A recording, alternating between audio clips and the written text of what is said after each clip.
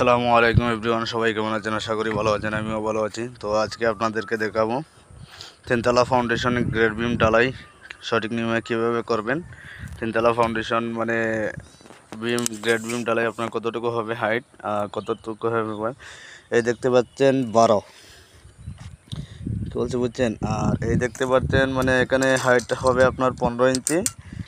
আর কাভারিংগুলো বিশেষ করে যে জিনিসগুলো খেয়াল করবেন, কাভারিংগুলো ঠিক আছে কি না সেটা একটু যাচাই করবেন। এই দেখেন, এটা হচ্ছে গিয়ে কলাম, এই যে দেখতে পাচ্ছেন কলাম, একটা হচ্ছে গিয়ে 9 বাই রং, একটার পর একটা কিন্তু টাইমিং দেওয়া হচ্ছে। ডুপ্লেক্স বাড়ি, তিনতলা ফাউন্ডেশন। তো আশা করি সবাই ভিডিওটা বুঝতে পারছেন। ভিডিওটা শেয়ার করে সবাইকে দেখার সুযোগ করে দেবেন। আর যে কোনো প্রয়োজনে আমার পেজে আমার হোয়াটসঅ্যাপ নাম্বার দেওয়া আছে, আমার সাথে যোগাযোগ করবেন।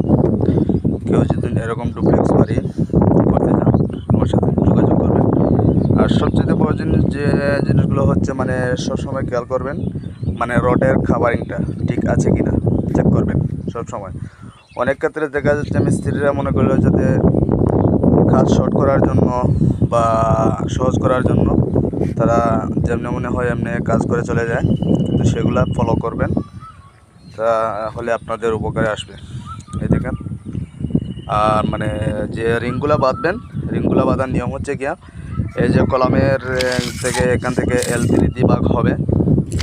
L3D ভাগ হয়ে মানে আপনার যে 3 ভাগ হবে, 3 ভাগে আপনার মনে হলো 4 ইঞ্চি পরপর রিং বাঁধবেন।